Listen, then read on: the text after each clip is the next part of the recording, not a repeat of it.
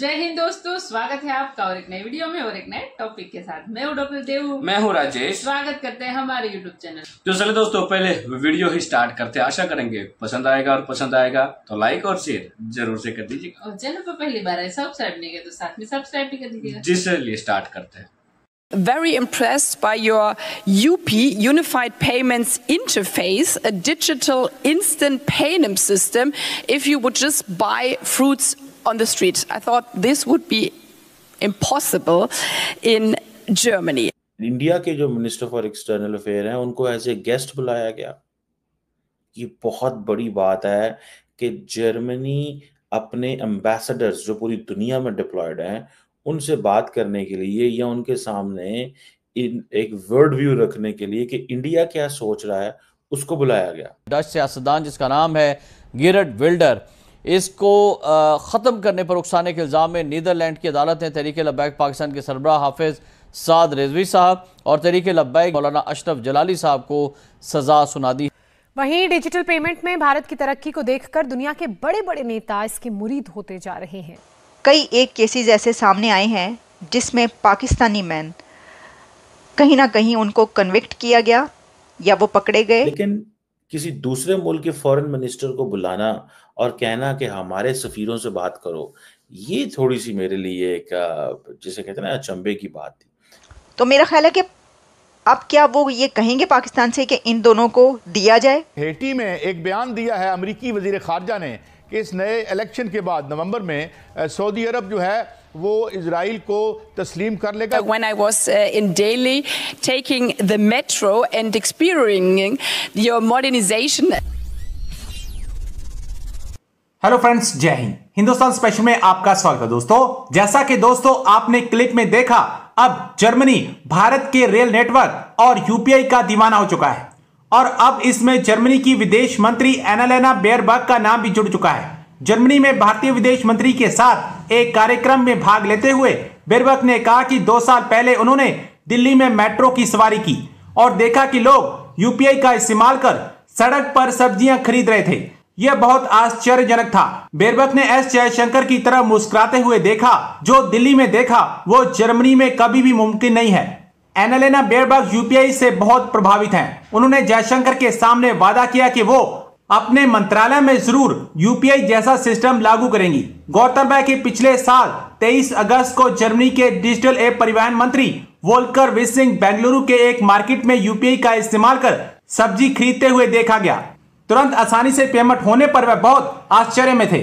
भारत में जर्मन दूतावास ने सोशल मीडिया पर इसका वीडियो भी शेयर किया था। दोस्तों, भारत के minister for external affair doctor Jaishankar Germany में है और बड़ी एक इंटरेस्टिंग चीज हुई है कि जर्मनी हर साल एक हेड ऑफ जर्मनीज मिशन जो होते हैं उनको बर्लिन बुलाता है और उनको बताता है कि जो फॉरेन पॉलिसी फ्रेमवर्क क्या है, और उस कॉन्फ्रेंस में जो जर्मन एम्बेसडर्स होते हैं या कॉन्सुलेट्स में लोग होते हैं या जर्मनी के लोग जो इंटरनेशनल ऑर्गेनाइजेशंस में होते हैं उनको 3-4 दिन रखा जाता है जर्मनी के अंदर ताकि उनको बताया जाए कि जर्मनी अब क्या सोच रहा है। उसमें इंडिया के जो मिनिस्टर फॉर एक्सटर्नल अफेयर हैं उनको एज ए गेस्ट बुलाया गया। ये बहुत बड़ी बात है कि जर्मनी अपने एम्बेसडर्स जो पूरी दुनिया में डिप्लॉयड हैं उनसे बात करने के लिए या उनके सामने एक वर्ल्ड व्यू रखने के लिए कि इंडिया क्या सोच रहा है उसको बुलाया गया। ये एक बड़ी एक्स्ट्राऑर्डिनरी चीज होगी कि ठीक है, मुल्क समिट करते हैं, पाकिस्तान में भी ये समिट होती है, मुझे पता है। जो इम्पोर्टेंट कैपिटल्स में लोग होते हैं उनको बुलाया जाता है और बताया जाता है कि हुकूमत क्या सोच रही है, क्या करना है, किस तरह की चीजें हैं। इंडिया के अंदर भी होती है, पूरी दुनिया के अंदर ही एक चीज चलती है। लेकिन किसी दूसरे मुल्क के फॉरेन मिनिस्टर को बुलाना और कहना कि हमारे सफीरों से बात करो, ये थोड़ी सी मेरे लिए एक जिसे कहते हैं ना अचंभे की बात थी। बहरहाल जारी बात है, अब जर्मनी की जो फॉरेन मिनिस्टर है उन्होंने बड़ी खुल खिला के बातें की हैं और डॉक्टर जयशंकर ने भी बहुत खुल के बोले हैं। लेकिन एक चीज बड़ी इंटरेस्टिंग है, when India will meet democracies it will start talking about its democracy. When India will meet autocrats in Middle East, it will start talking about people, prosperity, growth और इस तरह के अल्फाज जो बोले जाते हैं, बिकॉज उनको लेक्चरिंग पसंद नहीं है। जैसे इंडिया कहता है जी ठीक है आपके पास जो भी है हम आपको इंटरफेयर करने को तैयार नहीं है, लेकिन जिधर हम जमहूरियत वालों के पास जाएंगे, डेमोक्रेसी वालों के पास जाएंगे, वहाँ हम डेमोक्रेसी की बात करेंगे।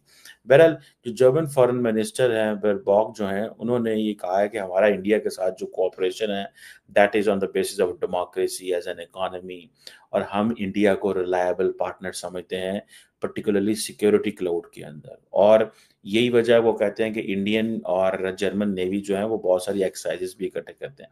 अच्छा मैं आपको मजे की बात बताऊं, आई थिंक ये फॉरेन मिनिस्टर ही थी, तो इनसे जब एक दफा सवाल किया है, शुरू की बात है कि तो कश्मीर के ऊपर, तो इन्होंने वही जवाब दिया जो जर्मनी माजी में दिया करता था, और कहता था कि हम इसका सलूशन चाहते हैं और इंडिया और पाकिस्तान बैठ के बात करें। और उस वक्त बिलावल भुट्टो जरदारी गए हुए थे, तो यही फॉरेन मिनिस्टर जो थी बर्लिन में थी।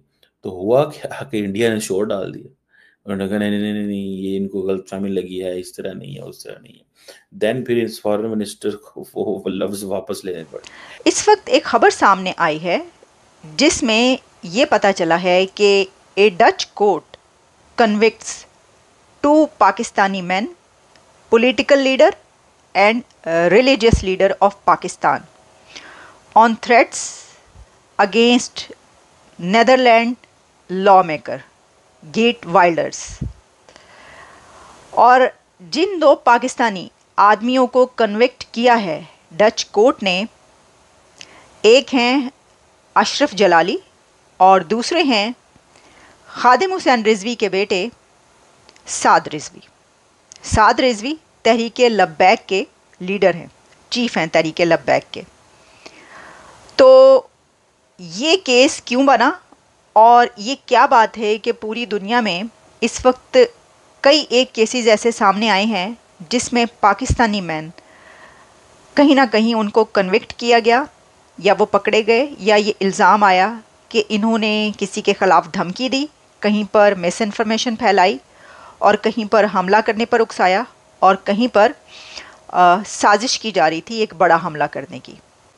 ये जो डच कोर्ट है इसने ये मुकदमा, ये केस जो चलाया है, ये उन दोनों पाकिस्तानियों की गैर हाज़िरी में चलाया।